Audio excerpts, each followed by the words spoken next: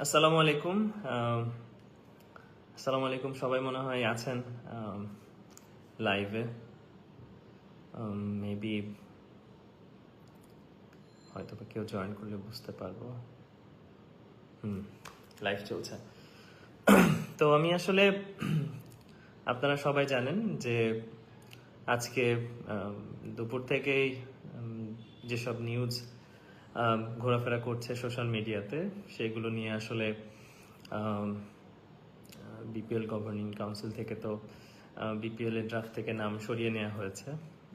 সেখান থেকে পরে আসলে আমার কোনো কিছু কিছু জায়গায় কিছু ইন্টারভিউ গিয়েছে, তো যেটার কারণে আসলে আমি ভাবলাম যে আমার এখান থেকেও কিছু কিছু জিনিস জানানোর দরকার, যেটা আমার মনে হয় অনেক দিন আমার মধ্যে ছিল, যেটা আমার মনে হয় যে সবাইকে জানানো উচিত। সেটার মধ্যে প্রথমে বিসিবির কাছে কিছু, বিসিবি গভর্নিং কাউন্সিলের কাছে কিছু প্রশ্ন আছে, আমি চাবো তাদের কাছ থেকে উত্তর পাওয়ার।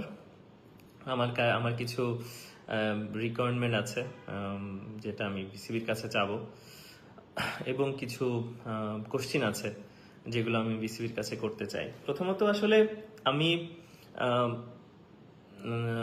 বলতে গেলে আমি কিন্তু এই লাইফটা করতাম না যদি আমি বিসিবির কাছে আমি ফোনে তাদেরকে পেতাম। আমি মেইলের মাধ্যমে তাদের সাথে যোগাযোগ করার চেষ্টা করেছি, যদি তারা রেসপন্স করতো তাহলে লাইফটা হয়তো করা লাগতো না।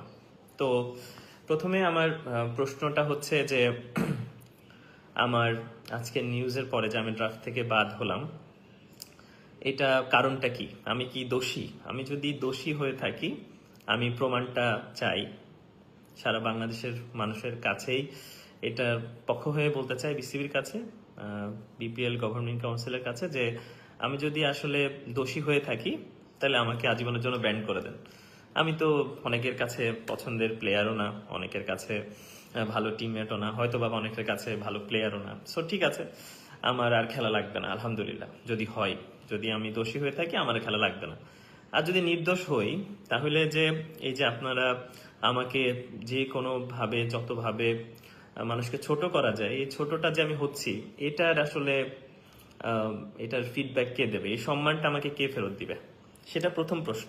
তো সেটা আমি জানতে চাই যে এই সম্মানটা আমাকে কে ফেরত দিবে, এবং এটার শেষটা কোথায়? আপনারা রেড ফ্ল্যাগ কথা বলছেন, what is the red flag means, মানে রেড ফ্ল্যাগটা মানে কি? তো আমি প্রথম থেকে একটু শুরু করি, তাহলে আরো বুঝতে ইজি হবে। তো আমার কথা হচ্ছে যে ছোট করে ফেলি লাইফটা। আমার যখন বিসিবি আমাকে ডাকছে জানার জন্য, বিপিএল এ আমি মাত্র 6-7টা ম্যাচে ক্যাপ্টেন্সি করেছিলাম। তো তার মধ্যে 3-4টা ম্যাচ জিতছি, ওভারঅল 6টা ম্যাচ আমরা জিতেছি রাজশাহীর হয়ে। তো আমি এতটুকু জানতে চাই যে প্রশ্ন, যে তারা কারা, যে বিসিবির সাথে অ্যান্টি করাপশনের সাথে আমার যে মিটিংটা হয়েছে, আমাকে তারা যে প্রশ্নটা করেছে, সেইটা প্রথম আলোতে পাবলিক কিভাবে হলো, সেটা প্রথম আলোতে কিভাবে আসলো, সেই মানুষটা কে আসলে, যে বিসিবি এবং আমাদের তথ্যগুলো সাংবাদিকদের কাছে প্রচার করে? তো প্রথম প্রশ্ন। সেকেন্ড প্রশ্ন হচ্ছে যে আমি লাস্ট 1 বছরে ধরে যে মিডিয়ার যে অনেক আজে বাজে নিউজগুলো ফেস করেছি, সেইগুলোর বিসিবি থেকে কোনো ক্রিস্টাল ক্লিয়ার কোনো প্রেস কনফারেন্স বা গার্ডস সহকারে যে কথোপকথন বলা উচিত, যে কোনো প্লেয়ার নির্দোষ নাকি নির্দোষ না, সে গিলটি নাকি গিলটি না, সে কোনো ধরনের কোনো কনফারেন্স বা কোনো পাবলিসিটি আমি দেখিনি, যেটা করে নাই, এবং কেন করে নাই, সেটা একটা প্রশ্ন হতে পারে। থার্ড প্রশ্ন হলো যে আমি লাস্ট বছরের বিপিএল এর যে আমার কন্ট্রাক্ট ছিল 50 লক্ষ টাকা, সেখান থেকে মাত্র 20 লক্ষ টাকা পেয়েছি, আরো 30 লক্ষ টাকা পাইনি। আমি লাস্ট 1 বছর ধরে বিপিএল যারা যারা দায়িত্বে ছিলেন বিসিবির কাছে প্রচন্ড পরিমাণে ফোন দিয়েছি, মেইল আদান প্রদান করেছি, তাদের কাছে গিয়েছি, তাদের এরকম চেক দেখিয়েছি যে আমার কাছে এরকম রাজশাহী টিমের চেক পড়ে আছে, কিন্তু তাতে কোনো টাকা নাই, তো আপনারা এর ব্যবস্থা করেন। কিন্তু লাস্ট 1 বছর ধরে আমি 30 লক্ষ টাকার পাইনি, 30 লক্ষ টাকা আমার বাকি বিপিএল এ। তো এই টাকাটা আসলে কেন পেলাম না, কেন পাচ্ছি না, সেটার কারণটা আমি জানতে চাই। আরেকটা কারণ বলতে চাই যে যখন আমি বিপিএল এ রাজশাহীর হয়ে খেলছিলাম, ঠিক তখন কিন্তু দায়িত্বে ছিলেন ফারুক স্যার ছিলেন, তখন আকরাম স্যার ছিলেন, তখন মঞ্জু ভাই ছিলেন, তখন মিঠু ভাইও ছিলেন ডিসিপ্লিন কমিটিতে। তো এবং সবাই কিন্তু জানতেন যে আমরা রাজশাহী টিমের যারা প্লেয়াররা আছি তারা কিন্তু টাকাটা পাচ্ছি না। সো এবং আমাদেরকে রিকোয়েস্ট করা হয়েছে যে তোমরা খেলাটাকে বয়কট করো না বিসিবি থেকেই। আমি যদি একটা কথা ভুল বলে থাকি আজকে, তাহলে অবশ্যই আমাকে ধরিয়ে দিবেন পরবর্তীতে। আমি কারোর বিরুদ্ধে কারোর পক্ষে কথা বলছি না, আমাকে প্রোটেস্ট করার জন্য আমি কথাগুলো বলছি। তা আমি বলতে চাই যে আমার লাস্ট 1 বছরে যে পেমেন্টটা হয় নাই, সেই পেমেন্টটা আসলে কেন এখন স্থগিত আছে, কেন আমি পাচ্ছি না। সাথে আমি বলতে চাই যে আপনারা বিসিবি থেকে আমাকে বলা হয়েছিল যে ক্যাপ্টেন্সিটা কন্টিনিউ করো, কিন্তু আসলে আমি কিন্তু ক্যাপ্টেন্সিটা কন্টিনিউ করিনি। আমি সেঞ্চুরি মারার পরের দিনও কিন্তু ক্যাপ্টেন্সি ছেড়ে দিয়েছি যে আমি ক্যাপ্টেন্সি করছি না রাজশাহীর হয়ে। সো সেই টাকাটাও আমি পাইনি।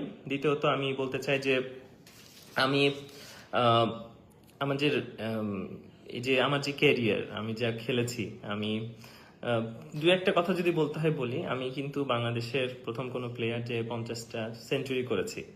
তো ওভারঅল ক্রিকেটে, ইন্টারন্যাশনালে মাত্র 3টা, বাট ওভারঅল ক্রিকেটে 50টার উপরে 51টা। তো আপনারা যারা আমাকে পছন্দ করেন তাদের কাছে একবারও মনে হয় না যে এই ছেলেটা এত দিন ধরে পাগলের মতো ক্রিকেট খেলে, এত ডেডিকেটেড একজন মানুষ, তাকে এইভাবে আসলে ছোট করা হচ্ছে এবং আপনারা সুন্দর করে মেনে নিচ্ছেন এবং আপনারা বিশ্বাসও করছেন। তো সেটার জন্য কষ্ট লাগছে। এবং আমি বলতে চাই যে আজকে আমি আপনাদের মাঝে যে আমি আমার পেমেন্টটা লাস্ট বছরের বিপিএল এ পাইনি, 30 লক্ষ টাকা বাকি আছে। এবং আজকে যে আমাকে ড্রাফট থেকে বাদ দেওয়া হলো সেটার আপনারা কারণ আমাকে জানান।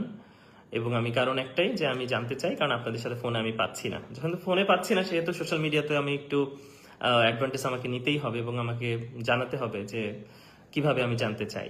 তো আমি এইভাবেই সোশ্যাল মিডিয়া জানতে চাই আপনাদের কাছে যে আমার এইসব আসলে সমাধানটা কি হবে।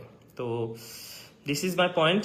আসলে লাস্ট ইয়ার যা হয়েছে সেগুলো তো হয়েছেই। যদি আপনার কাছে কোনো প্রমাণ থাকে আমাকে সাসপেন্ড করে দেন, আমি খুশি মনে অ্যাকসেপ্ট করে নিব। সারা বাংলাদেশের মানুষ জানুক যে আমি খারাপ, আমি গিলটি, আমি ভালো মানুষ না। আর যদি না হয় তাহলে আমার এই সম্মান এটা আপনাকে ফেরত দিতে হবে। এই আমার মানহানি যে হচ্ছে সেটা আপনাকে ফেরত দিতে হবে। এটাই শুধু আপনাদের কাছে বলার ছিল।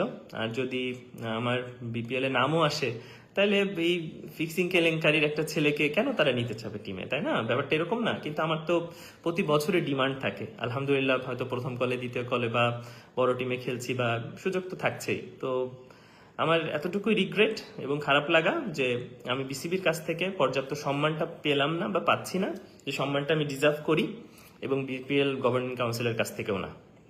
এবং আমার ক্রিস্টাল ক্লিয়ার অ্যান্সার যে আপনাদের সবার কাছে, যারা আপনারা আমাকে পছন্দ করেন, ভালোবাসেন, আমি নিজেকে বলতে পারি আমি 100% অনেস্ট। আমি কোনো ধরনের ইলিগাল কোনো কাজ করিনি যেটাতে আমি অপরাধী বোধ করতে পারি। তো সবাইকে ধন্যবাদ। শুধু এতটুকুই কথা জানার ছিল। আই হোপ বিসিবি নজরে দেখবে এবং এই জিনিসগুলোতে তারা সক্রিয় হবে। আসসালামু আলাইকুম। আমাকে বিশ্বাস করার জন্য ধন্যবাদ।